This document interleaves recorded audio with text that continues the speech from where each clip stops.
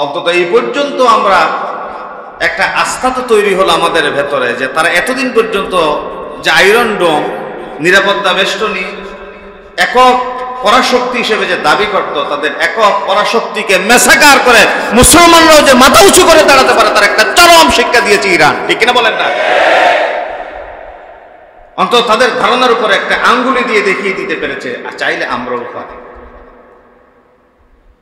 আপনাদের নিশ্চয় মনে থাকার কথা, রমাদানের হয় আগে অথবা পরে একটা জুমা শুধু আপনাদেরকে আলোচনা করেছিলাম। আমাদের যে হাজার হাজার এখানে মুসল্লির সমাগম, জনে জনে কথা বলেছি আমি।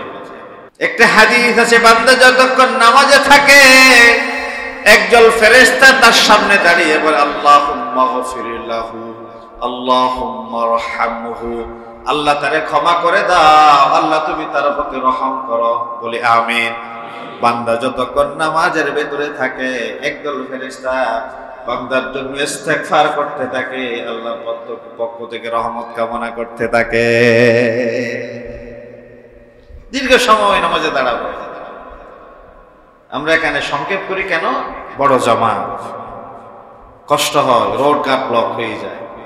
কেউ যদি বলে আনসিন ইজ নাথিং, যা দেখা যায় না বিশ্বাস করা যায় না, এই থিওরিতে যদি কেউ বিশ্বাসী হয় তাহলে সে প্রথম নিজেকেই অবৈধ এবং জারজ সন্তান হিসেবে পরিচিত দেবে।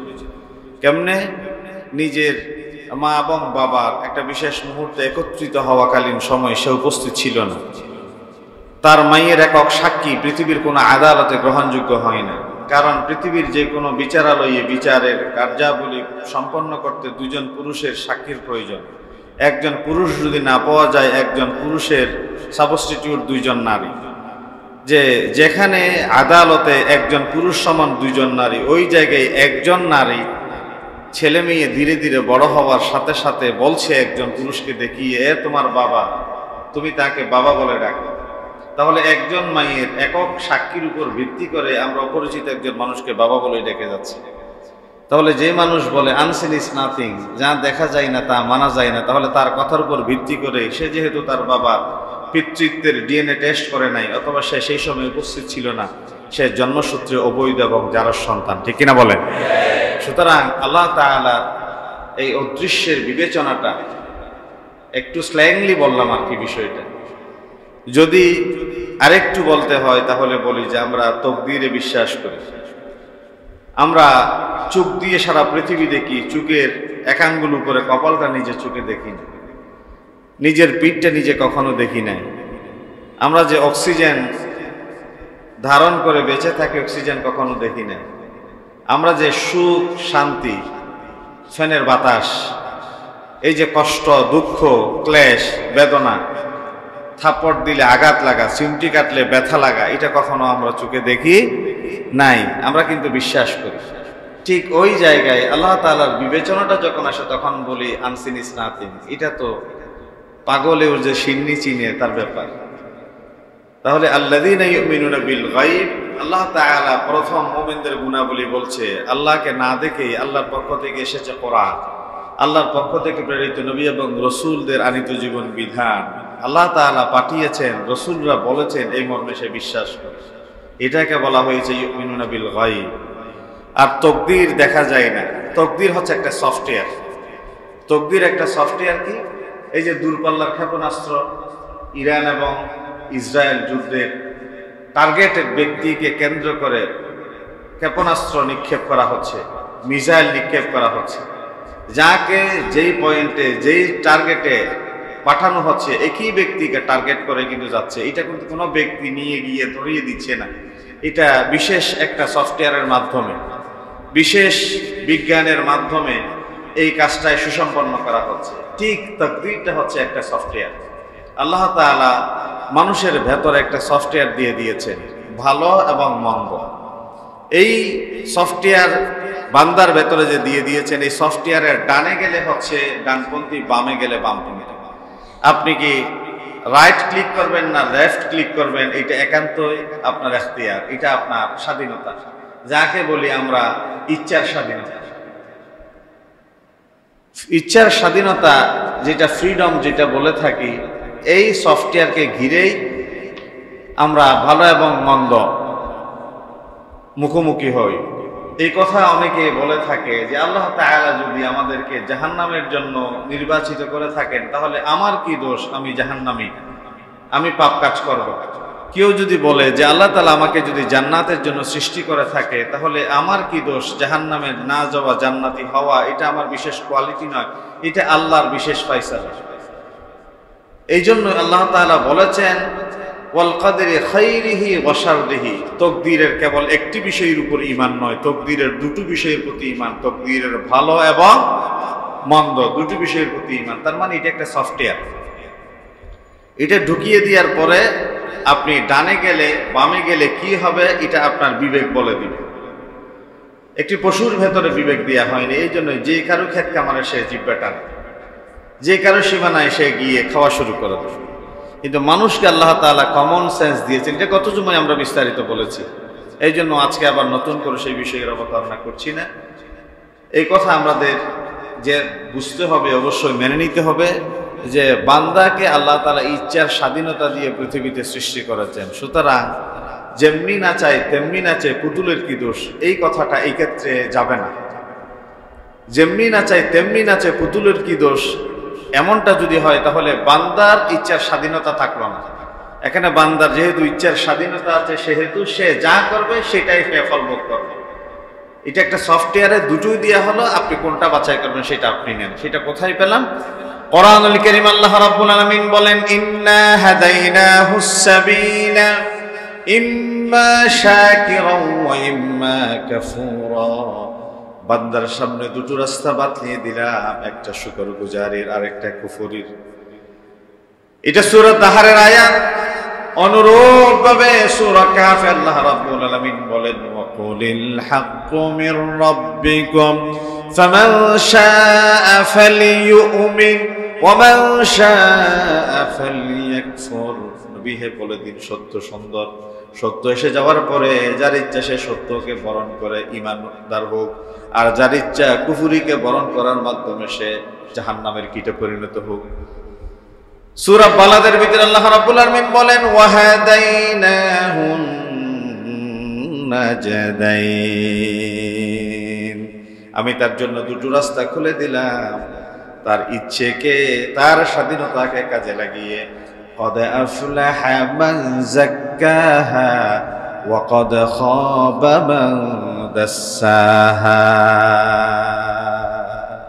ডানে গেলে সফল হলো, বামে গেলে ব্যর্থ হলো।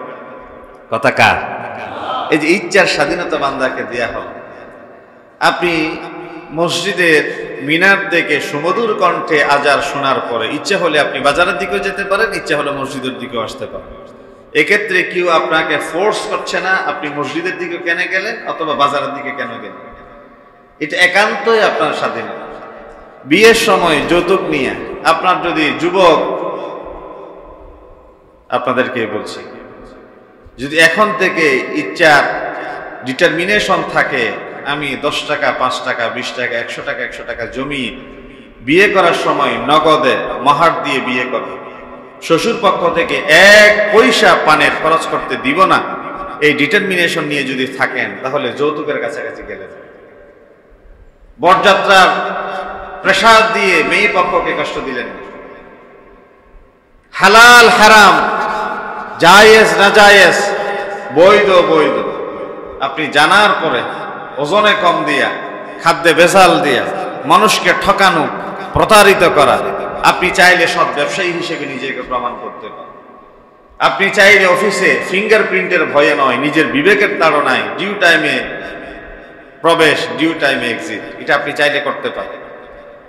বক্তা যেমন না ঠকে, পশ্চিমা বিশ্বে সবচেয়ে বেশি শাস্তির মাত্রা হচ্ছে খাদ্যে ভেজালের ভেতরে।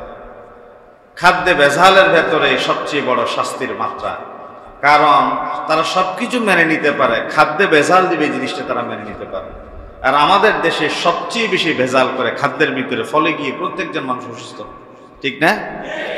যে যার লেভেলে, যে যার জায়গায় খাদ্য নিয়ে যারা কাজ করে, আম নিয়ে, জাম নিয়ে, ফ্রুটস নিয়ে, তরি তরকারি নিয়ে, চাল নিয়ে, ডাল নিয়ে, যে যেই লেভেলে আছে, যে যে অবস্থানে আছে, কেউ মজুদদারি করে, কেউ ফরমালিন মিশ্রিত করে, কেউ ওজনে কম দেয়, কেউ ভোক্তাকে ঠকায়, কেউ 2 নম্বর বলে 4 নম্বর দেয়, কেউ 1 নম্বর বলে 10 নম্বর দেয়। এইভাবে করে সে ভোক্তাকে ঠকাতে পারলে মনে করে 2 পয়সা বেশি প্রফিট করলো, সে নিজেকে বিচক্ষণতার কাতারে শামিল করে। এই যে বিবেকের তাড়নায় আপনি শপথ করে বললেন আপনি 2 নম্বরে করেন নাই, আপনি মাঝে মধ্যে এও বলেন আপনি চাইলে আমি আমার কেনার ভাউচারটা আপনাকে দেখাতে পারি, অথচ আপনি একটা নিজে স্টিকার লাগিয়ে দিয়েছেন। এই যে ওয়াহাদাইনাহুন নাজদাইন, আল্লাহ তাআলা বলেছেন সৎ ব্যবসায়ী আত-তাজিরু সাদাকুল আমিন মা'আন নাবিয়্যিন ওয়াস সিদ্দিকিন ওয়াস শুহাদা, নবী সিদ্দিক শহীদদের সাথে থাকবে। আপনি এই আয়াতকে এই হাদিসকে ফলো করে কিন্তু আপনি ডানপন্থীদের কাতারে থাকতে পারতেন, কিন্তু না, আপনি করলেন না। এটা একান্ত আপনার বিবেককে কাজে লাগিয়ে ফেললেন আঙ্গুল ফুলে কলা গাছ হওয়ার জন্য। এই জন্য বলছি, যেমনি নাচায় তেমনি নাচে পুতুলের কি দোষ, এটা কি তাকবীরের ক্ষেত্রে বলা যাবে না? কেন বলা যাবে না? আল্লাহ তাআলা বান্দাকে দিয়েছেন আফআল ইখতিয়ার, আমাল ইখতিয়ার, ইচ্ছার স্বাধীনতা, কর্মের স্বাধীনতা। আপনার বিবেককে কাজে লাগিয়ে আপনি যেটা করতে চান সেই কাজটা আপনি করতে পারেন। কেউ আপনাকে এখানে এসে বাধা দিচ্ছে, তো আপনি ডানটা কেন করেন না, বামটা কেন করলেন?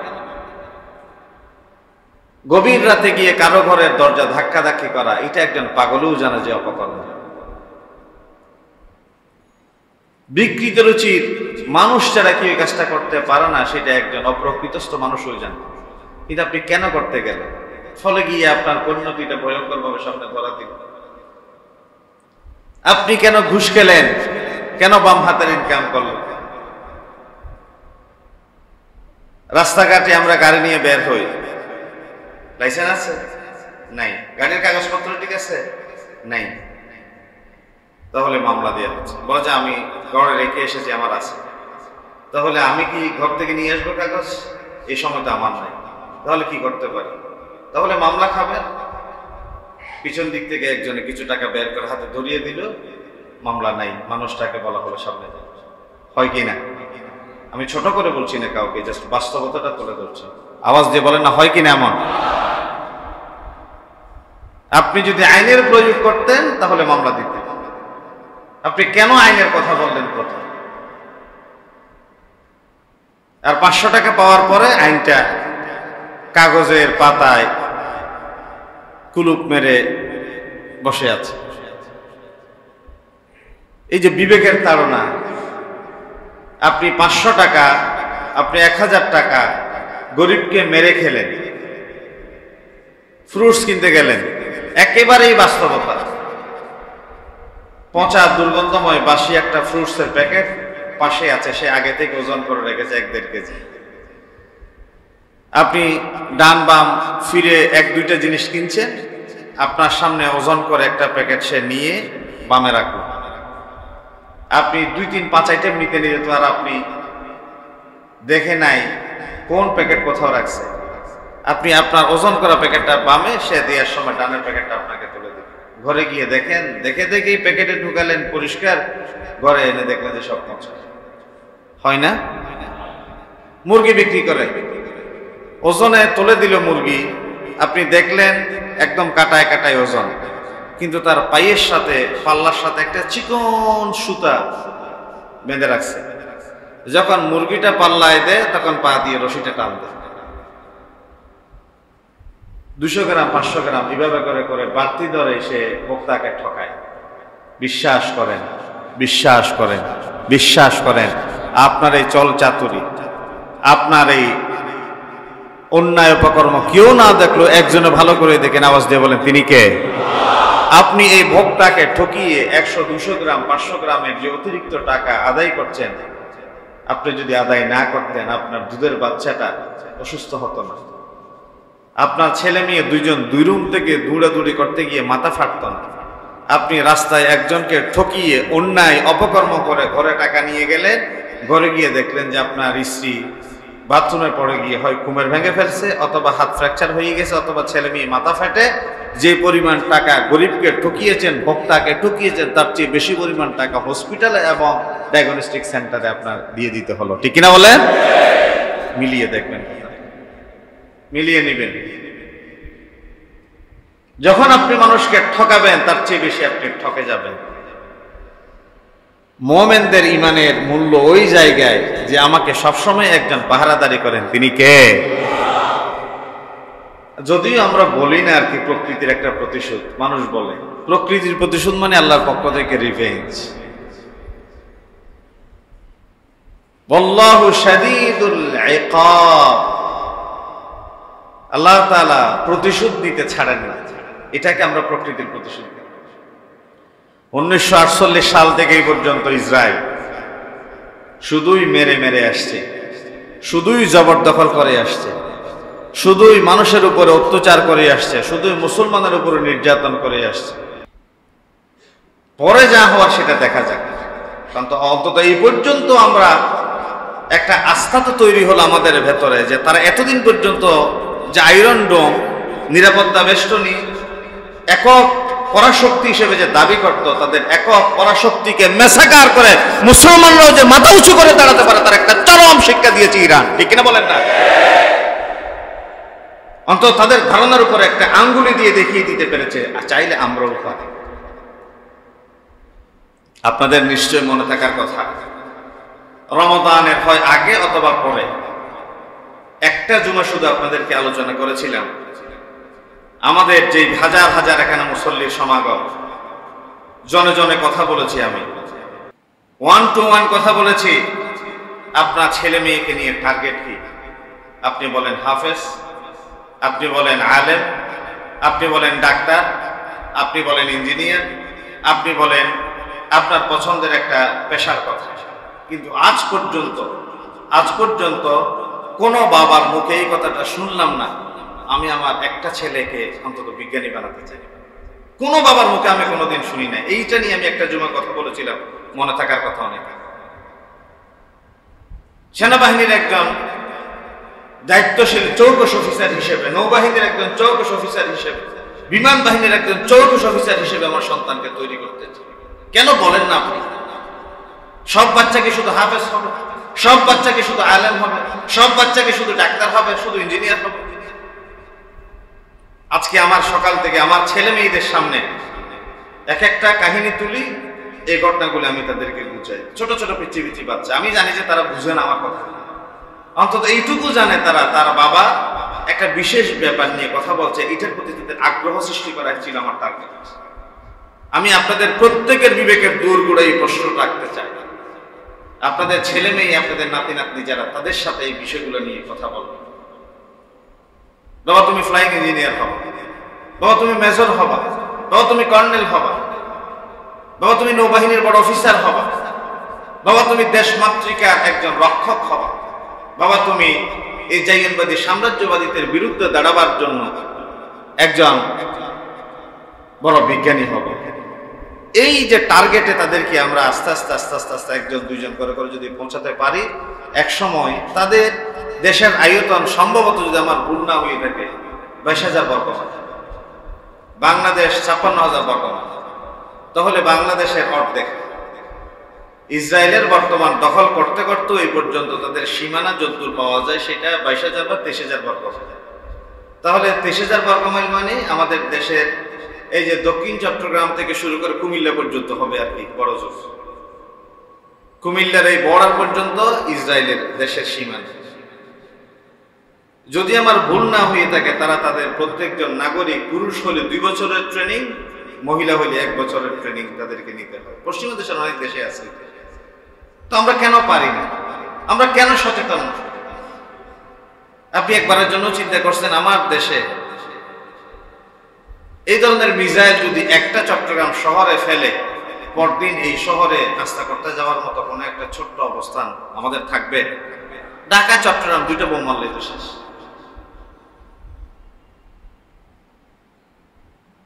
জনসংখ্যা একটা সময় মনে করা হতো এটা বোঝা। আমি মনে করি জনসংখ্যা বোঝা নয়, জনসংখ্যা যদি আমরা সঠিকভাবে পরিকল্পনা করতে জানি, জনসংখ্যা আমাদের দেশের জন্য একটা বড় শক্তি, ঠিক কিনা বলেন? বিভিন্ন দেশে একটা সন্তানের জন্য তারা টেস্ট টিউব বেবি নেই, তাদের সন্তান হয় না।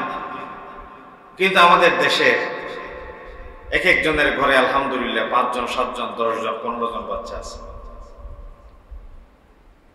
তারা জন্ম নিয়ন্ত্রণ করে, আমি বলবো না জন্ম নিয়ন্ত্রণ করবেন না। আমি পার্সোনালি বলি যে নোমান আলী খান যেভাবে বলে, আমি 10 জন ছেলে মেয়ের জনক, এটা গর্বের সাথে বলবেন, এটা গর্বের সাথে বলবেন। বিশ্ববিখ্যাত একজন ইসলামিক স্কলার নোমান আলী খান স্টেজের ডায়াসে দাঁড়ায় বলে যে আমার 6 ছেলে মেয়ে আছে, আমার 8 জন ছেলে মেয়ে আছে। এটা লজ্জার কি আছে এখানে? নবী করিম সাল্লাল্লাহু আলাইহি ওয়াসাল্লাম বলছেন, আমি কিয়ামতের ময়দানে উম্মত নিয়ে গর্ব করব, 120টি হবে জান্নাতীদের কাতার, আর সরাসরি আমার উম্মতের জান্নাতীদের কাতার হবে 80 কাতার। সুবহানাল্লাহ বলেন। তো আমরাই তো সেই নবীর উম্মত, আমরা তো সেই নবীর উম্মত। একটু দূরে চিন্তা করেন, একটু চিন্তা প্রসারতাকে বড় করেন, দূরদৃষ্টি নিয়ে চলেন। তাহলে আল্লাহ তাআলা কোরআনুল কারীমের ভেতরে মুমিনদের যে প্রথম গুণটা বললেন, ইউমিনুনা বিল গায়ব, ইউমিনুনা বিল গায়ব, অদৃশ্যের প্রতি ঈমান, গায়বের প্রতি ঈমান। গায়বের প্রতি ঈমান মানে শুধু এই নয়, আমি আবার কনক্লুশনে গিয়ে আরেক বিষয়ে যাচ্ছি, আল্লাহ যা করেন আমরা তা করি, বিষয়টা এমন না। আল্লাহ একটা সফটওয়্যার দিয়ে দিয়েছে, এই সফটওয়্যারের উপর বেস করে বান্দা তার ইচ্ছাকে কাজে লাগিয়ে ডানে বামে যেদিকে ইচ্ছা সে যেতে পারে, এই কাজের উপর ভিত্তি করে তার হিসাব নিকাশ ফয়সালা হয়। 2 নাম্বার, ওয়ায়ুকিমুনাস সালাহ, যথাযথভাবে তারা নামাজ আদায় করে। ঈমানের পরে প্রথম ঈমানের যমজ ভাই হচ্ছে সালাত। ঈমানের যমজ ভাই কি? সালাত। একজন মুমিন নামাজ ছাড়া থাকতে পারে না। কোরআনুল কারীম আল্লাহ রাব্বুল আলামিন প্রায় 82 বারের বেশি সালাতের কথা বলেছেন। আল্লাহর সাথে বান্দার সম্পর্কের পর্যায়ের শ্রেষ্ঠতম একটা যোগসূত্র তৈরি করে এই সালাত। বান্দা যখন সিজদায় যায়, বিশ্বনবী বললেন, তোমরা সিজদায় গিয়ে রবের সাথে কথা বলো। বান্দা যখন সিজদায় যায়, সে যেন রবের সাথে গোপনে গোপনে কথা বলে। আর বিশ্বনবী বললেন, সিজদায় যখন যাও, তোমরা তোমাদের মনের আবেগ অনুভূতি রবের সামনে পেশ করো। ছোট ছোট করে গোপনে গোপনে রবের সাথে কথা বলো। কোরআনুল কারীম আল্লাহ রাব্বুল আলামিন বলেন, ইয়ালামু খাইনাতাল আ'য়ুনি ওয়া মা তুখফিস সুদূর। বান্দার চোখের খেয়ানত, অন্তরের কল্পনা, সব কিছু তিনি ভালো করেই জানেন। জানেন না?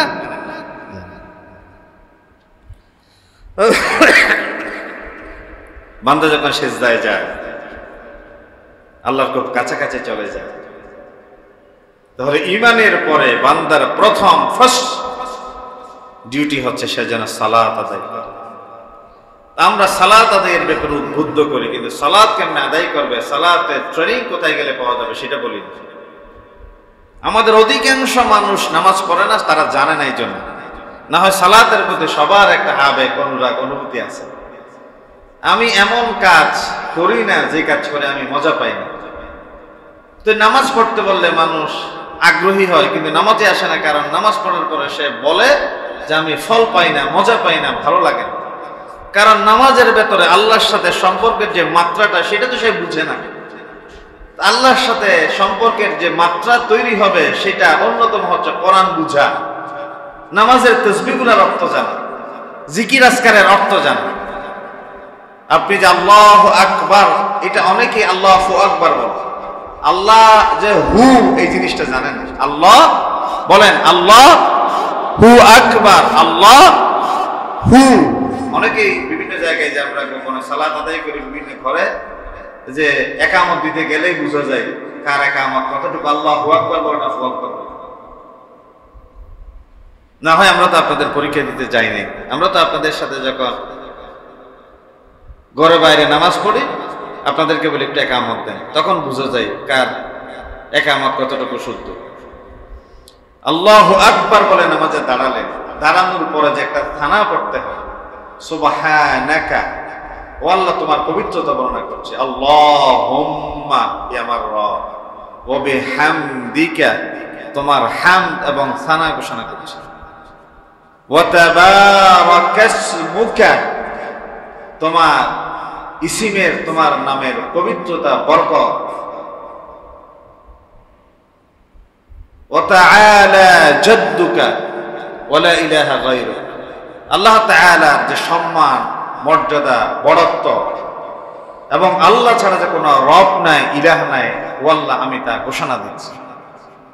এই যে সানার অর্থটা আমি বললাম, আপনি যদি সানার অর্থটা জানতেন তাহলে পড়ার সময় একটু মজা পেতেন।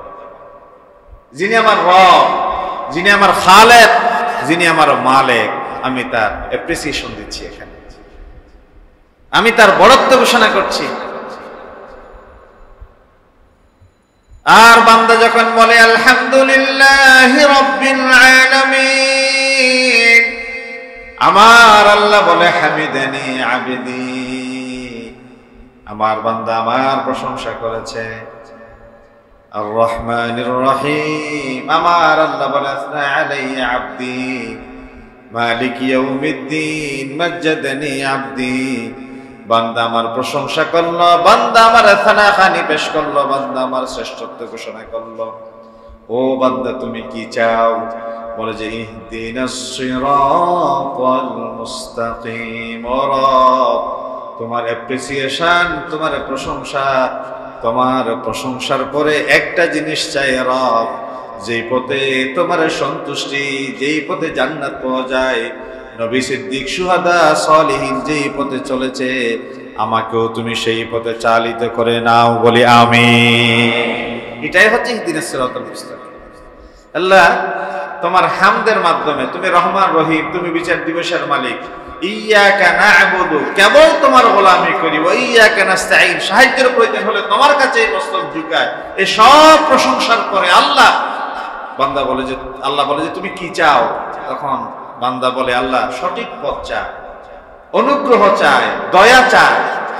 আল্লাহ বলে তোমাকে সেই পথ আমি দিব, ওয়াদা করব। সুবহানাল্লাহ বলেন। মানে নামাজের ভেতরে আপনি যদি বুঝে বুঝে পড়েন, আল্লাহর সাথে কথা বলেন। আকরাবু মা ইয়াকুনুল আবদু মির রাব্বিহি ওয়া হুয়া সাজিদুন। আকরাব, নিয়ারেস্ট, আল্লাহ তাআলার অতি কাছাকাছি চলে যায় বান্দা যখন সাজদায় যায়। এই যে তাকবীরে তাহরিমা থেকে সালাম ফিরানো পর্যন্ত 4 রাকাত বিশিষ্ট নামাজে এই সবচেয়ে গুরুত্বপূর্ণ অঙ্গের নাম হচ্ছে বান্দা যখন কপালটা জমিনে ঠেকায়, আল্লাহ বলেন ফেরেশতারা, দেখো দেখো, সারা দুনিয়ার তামাম রাজা মহারাজারা, নৃপতিরা কপালটা জমিনে ঠেকিয়ে তার রাজত্ব, বড়ত্ব, অহংকারে চুরমার করে আমার গোলামে পরিণত হয়েছে।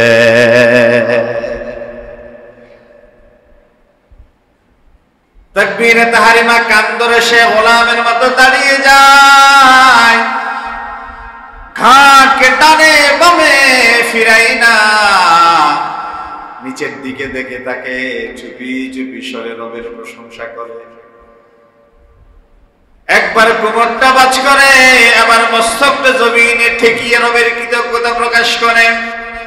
আত্তাহিয়াতু লিল্লাহি ওয়াস সালাওয়াতু ওয়াত তাইয়্যিবাত, আসসালামু আলাইকা আইয়ুহান নাবিয়্যু ওয়া রাহমাতুল্লাহি ওয়া বারাকাতুহু, আসসালামু আলাইনা ওয়া আলা ইবাদিল্লাহিস সালিহিন। ও রব, আত্তাহিয়াতু, তাহিয়াত তোমার নামে, পবিত্রতা তোমার নামে, ওয়াস সালাওয়াত, সালাত তোমার নামে, ওয়াত তাইয়্যিবাত, পবিত্রতা তোমার নামে। আল্লাহ তাআলা বলেন, নবী হি আমার আপনার প্রতি সশ্রদ্ধ সালাম, অভিনন্দন।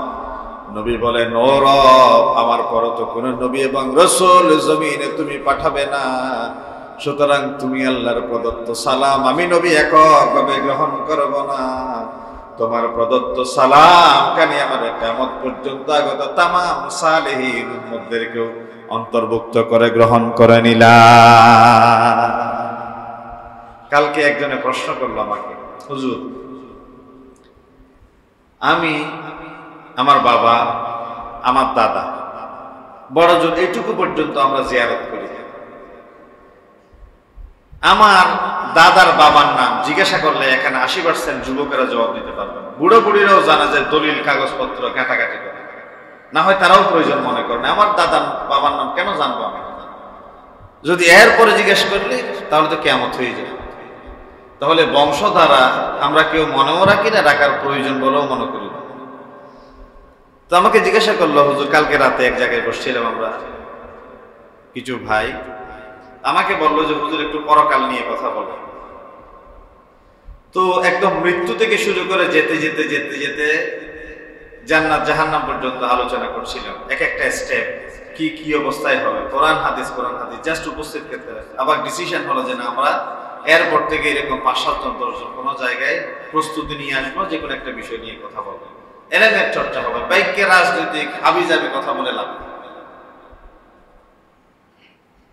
আমাকে জিজ্ঞাসা করলো, হুজুর আমি যদি মারা যাই, বড় জোর আমার ছেলে আল্লাহ যদি দেন, আমার নাতি আমার জন্য জিয়ারত করবে, এই অনাদি অনন্তকাল কেমনে থাকবে?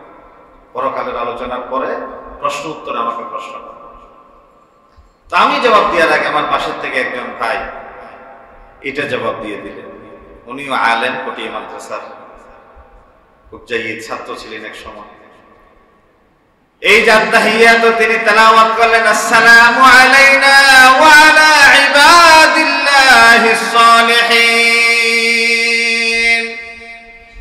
মেরাজের রজনীতে আল্লাহ তার হাবিবরে সালাম দিলেন, বিশ্বনবী আল্লাহর অভিবাদন জানালেন।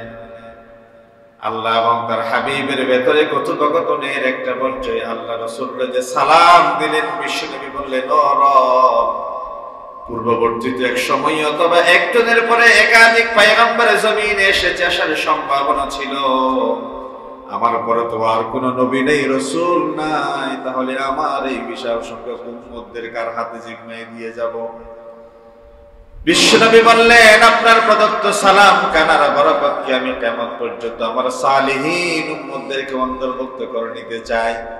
এই যে মানুষের মনের ভিতর যে প্রশ্ন তৈরি হয়, আমার জিয়ারত করলো আমার ছেলে মেয়ে, আমি আমার বাবার জিয়ারত করলাম, বড় জোর নাতিরা দাদার কবর পর্যন্ত জিয়ারত করে, কিন্তু এর পরের অবস্থা কি হবে জানা নাই। এই জন্য বিশ্বনবী বললেন, যারা সালেহিন শাকিরিন জাকিরিন, কিয়ামত পর্যন্ত আমরা এই যে নামাজের ভিতরে তাহিয়া পড়ি, এই তাহিয়ার ভিতরে অনাদি অনন্তকাল পর্যন্ত যারা কবরে থাকবে তাদের রূহে সওয়াব পৌঁছে যাবে। রব্বানা গফির লি ওয়া লিওয়ালিদাইয়া ওয়া লিল মুমিনিনা ইয়াওমা ইয়াকুমুল হিসাব। হে আল্লাহ, আমার মা বাবা, পূর্বপুরুষদের ভেতরে যারা মুমিন, সকলের রূহের উপরে তুমি সওয়াব পৌঁছিয়ে দাও, সকলের জিন্দেগির তামাম গুনাহ খাতা তুমি মাফ করে দাও। বলেন আমিন। এভাবে করে তো সওয়াব পৌঁছে দাও। সালাত মুমিনদের জন্য ঈমানের সবচেয়ে বড় দাবি। একজন মানুষ ক্ষুধার তাড়নায় একদিনে যেমনি 3 বেলা খায়, একজন মুমিন ঈমানের তাড়নায় একদিনে 5 বেলা তিনি রবের গোলামিতে দাঁড়িয়ে যায়। নামাজে যদি মজা পেতে চান, নামাজের ভেতরে জিকির আজকার তাসবিহ তাহলিলের অর্থগুলো জেনে নেন। এখন তো খুব সহজ, অনলাইনে একটা ক্লিক দিলে সবকিছু অটোমেটিক চলে আসে। আপনার পছন্দের আলেমদের আলোচনা শুনতে পারে, গুগলে সার্চ করলে আপনার সামনে বাংলা উচ্চারণ সহ চলে আসে। চ্যাট জিপিটি যারা ব্যবহার করেন, আপনার সামনে এআই ব্যবহার করে সবকিছু ডকুমেন্টারি দিয়ে দিচ্ছে। দেখুন তো আর মানুষ জানে না এই কথাটা বলা বোকা। কেউ কারো কাছে কোনো প্রশ্ন করার পর আমি জানি না এখন জবাব এরকম হবে না, এখন জবাব হবে আমি আপনাকে কালকে জানাবো ইনশাআল্লাহ, পরে জানাবো ইনশাআল্লাহ। কারণ এখন জানা উৎসের অভাব নেই। অথবা যদি আপনি বের করতে না পারেন, যারা বের করতে জানে তাদের সাথে সম্পর্ক করে আপনি বের করে দিতে পারেন। তাহলে আমরা কি এখন সালাত আদায় করবো, এটাকে ওয়াদা দিতে পারি? ওয়াদা দিতে পারি? বলি আমরা জানা সত্ত্বে ফরজ নামাজ কাজা করব না, বলেন না ইনশাআল্লাহ। কারণ একজন মুমিন ঈমানের পরে প্রথম দাবি হচ্ছে সালাত। সালাত কাজা করবে। যার জীবনে সালাত নাই, ঈমানের দাবিটা অবান্তর হয়ে যায়। যার জীবনে রবের সাথে সম্পর্ক নাই, বুঝে নেবেন আপনার জীবনটা শৃঙ্খলার বাইরে চলে গেছে, শৃঙ্খলিত নয়। আর রবের সাথে আপনার সম্পর্ক নাই, কেমনে বুঝবেন? এই যে জামাত ছুটে যাবে, জামাতের পরে সুন্নত পড়তে ভালো লাগবে না, নফল পড়তে ভালো লাগবে না, আযান দেওয়ার পরে ব্যক্তিগত কাজের প্রতি আকর্ষণ বেড়ে যাবে। আপনি ধরে নিবেন ইবাদতের মজা যখন উঠে যাবে, আপনার রবের সাথে আপনার সম্পর্ক দিন দিন দূরত্ব বাড়ছে।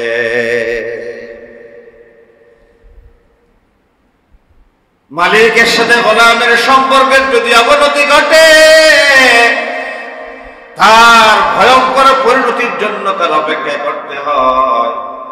মালিকের যদি গোলামের সম্পর্ক ভালো থাকে, আজ হোক কাল হোক, তার দুঃখ দুর্দশা একদিন লাঘব হবেই হবে।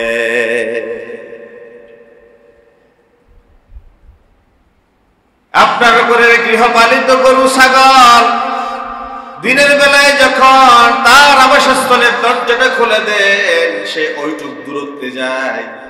সেইটুক দূরত্ব গেলে পরে সন্ধ্যার আগে আগে সে ঘরে ফিরতে পারবে, ঠিক কিনা বলেন? গরু ছাগল এত দূরে যায় না, সন্ধ্যার আগে ফিরতে পারবে না। আর আপনারা বলা আপনি আর মালিক আপনারা ছেড়ে দিলে এত দূরে কেন যাবেন যে মালিকের কাছাকাছি আসতে পারবেন না? মালিকের কাছাকাছি আসা যাবে না, এত দূরত্বে কেন যাচ্ছে? সাধারণ গরু ছাগল পর্যন্ত ঘরে ফেরার যে ডিস্টেন্স, এর বাইরে সে যায় না। এই জন্য বলছি বন্ধুরা আমার, রবের সাথে যার যত সম্পর্ক, তার পরিণতিটা তত সুন্দর। রবের সাথে যার যত দূরত্ব, তার ভয়ঙ্কর পরিণতি অপেক্ষা করছে। আর রবের সাথে সম্পর্কের সর্বোৎকৃষ্ট পন্থা হচ্ছে সালাত, সালাত এবং সালাত। আল্লাহ রাব্বুল আলামিন নবীজিকে বললেন, হাবিব আমার, আপনার তিনজন পুত্র সন্তান আমি উঠিয়ে নিলাম, বিনিময়ে কাউসার দান করলাম, আপনি আমারে দুটো জিনিস দিবেন। আমার নবীকে আল্লাহ রাব্বুল আলামিন কত চমৎকার দুটো হাদিয়া উপঢৌকনের কথা বললেন। নবী হে আমার বলেন, ইন্না আ'তাইনাকাল কাউসার ফাসাল্লি লিরাব্বিকা ওয়ানহার ইন্না শানিআকা হুয়াল আবতার। নবী হে আমার, আমি আপনাকে কাউসার দিলাম, আপনি আমারে দিবেন সালাত এবং কুরবানি। আপনার শত্রুরা নির্বংশ। আল্লাহ তাআলার কাছে সালাত কত প্রিয় ইবাদত। নবীজিরা বললেন, আমি দিলাম কাউসার, আপনি দিবেন আমারে সালাত। কারণ সালাতে যখন বান্দা দাঁড়িয়ে যায়, আল্লাহ এবং বান্দার মাঝে কোনো ধরনের ফারাক থাকে না, একাকার হয়ে যায়, বান্দা এবং আল্লাহ মিলে যায়। একটা হাদিস আছে, বান্দা যতক্ষণ নামাজে থাকে, একজন ফেরেশতা তার সামনে দাঁড়িয়ে বলে, আল্লাহুম্মা গফিরিল্লাহু, আল্লাহুম্মা রহমহু, আল্লাহ তারে ক্ষমা করে দাও, আল্লাহ তুমি তার প্রতি রহম করো। বলি আমিন। বান্দা যতক্ষণ নামাজের ভেতরে থাকে, একদল ফেরেশতা বান্দার জন্য ইস্তেগফার করতে থাকে, আল্লাহর পক্ষ থেকে রহমত কামনা করতে থাকে। দীর্ঘ সময় নামাজে দাঁড়াবো। আমরা এখানে সংক্ষেপ করি কেন? বড় জামাত, কষ্ট হয়, রোড ঘাট ব্লক হয়ে যায়। পার্সোনাল ইবাদত দীর্ঘ করবে, আল্লাহর কাছে সাহায্য চাইবে। নামাজের পরে আল্লাহর সামনে নিজেকে পেশ করবেন, কারণ ফরজ ইবাদতের পরে দোয়া করলে কবুল হয়। এই দোয়া আপনার জামাতে যদি করতে মন না চায়, জিকির আজকারের পরে একা একই করে দিবে। অনেকেই বলে, হুজুর জামাতে দোয়া করা কোথায় আছে? আমি বলি, যাবে জামাতে দোয়া করা কোথাও নাই, কিন্তু আমার ভালো লাগে জন্য করি। আপনার যদি ভালো না লাগে, আপনি তসবিহ তাহলিল জিকির আজকার করে নিজে নিজে করেন। আদ-দুআ সালাহুল মুমিন, আমাদের অস্ত্র হচ্ছে দোয়া। রাসূলুল্লাহ বলেছেন, সুবহানাল্লাহ বলেন না? মুমিনদের অস্ত্র কি? দোয়া। মিসাইল নিষ্ক্রিয় হয়ে যাবে। সুপারসনিক এই মিসাইলকে যদি নিষ্ক্রিয় করতে চান, চোখের পানি দিয়ে প্রতিরোধ করেন। আয়রন ডোম হচ্ছে মুমিনদের চোখের পানি।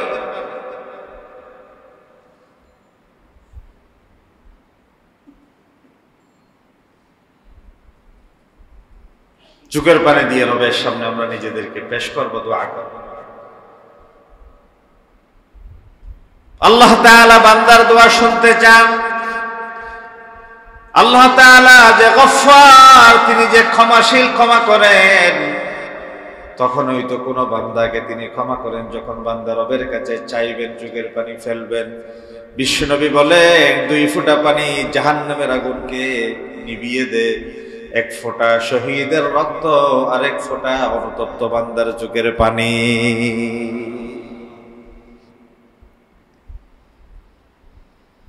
কোরআনুল কারীম আল্লাহ রাব্বুল আলামিন বলেন, উলাইকা জাযাউহুম মাগফিরাতুম মির রাব্বিহিম ওয়া জান্নাতুন তাজরি মিন তাহতিহাল আনহারু খালিদিনা ফিহা ওয়া নি'মা আজরুল আমিলিন। যারা তওবা করে আল্লাহর কাছে আসে তাদের জন্য বড় মাগফিরাত, বড় ক্ষমা। আর এই নামাজ হচ্ছে ক্ষমা পাওয়ার বড় মাধ্যম। এই জন্য আবার বলি, নামাজ কাজা করব, বলি না নামাজ ছেড়ে দিব। শুধু নিজে নামাজ আদায় করব তা নয়, পরিবারকেও নামাজের ব্যাপারে উদ্বুদ্ধ করব। নামাজের ব্যাপারে অবহেলা করা যাবে না। তবে অবহেলা না করার একটাই মাধ্যম, সেটা বলছি কি, নামাজের প্রতি আন্তরিকতা তৈরি হওয়ার জন্য অর্থ বুঝতে হবে, জানতে হবে। এখন আপনি অর্থও জানেন না, নামাজের নিয়মও বুঝেন না, তো আপনার ভালো লাগে না। তো মানুষের সামনে আপনি নিজেকে ছোট মনে করেন, হাই হায় ছোটবেলায় বুঝলাম না, বড়বেলায় লজ্জায় পারলাম না, বুড়া বয়সে শরীরের অসুস্থতার জন্য মসজিদে গেলাম না, জীবনটায় ব্যর্থতায় পর্যবসিত। 3 নম্বরে ওয়ামিম্মা রাযাকনাহুম ইউনফিকুন, আমাদের রিজিক থেকে বান্দারা রবের পথে দান করে। 4 নম্বরে ওয়াল্লাযীনা ইউমিনুনা বিমা উনজিলা ইলাইক ওয়া মা উনজিলা মিন ক্বাবলিক, বিশ্বনবীর প্রতি যা কিছু নাজিল হয়েছে, অর্থাৎ মহাগ্রন্থ কোরআনুল কারীম, এর পূর্বে যা কিছু নাজিল হয়েছে, তাওরাত, জাবুর, ইনজিল সহ যত মুসহাফ, সব কিছুর প্রতি আমাদের ঈমান আছে না নাই? আমরা পূর্ববর্তী সমস্ত কিতাবের প্রতি ঈমান রাখি। তাওরাত, জাবুর, ইনজিল এবং বিশ্বনবীর প্রতি যে কিতাব নাজিল হয়েছে, সে কোরআনুল কারীমের প্রতি আমাদের ঈমান আছে না নাই? 5 নম্বরে ওয়াবিল আখিরাতি হুম ইউকিনুন, আখিরাতের প্রতি ঈমান। কিসের প্রতি? অর্থাৎ মৃত্যু পরবর্তী আমরা খেজুর গাছে পরিণত হব না, পোকামাকড়ের খাদ্যে পরিণত হয়ে যাব না।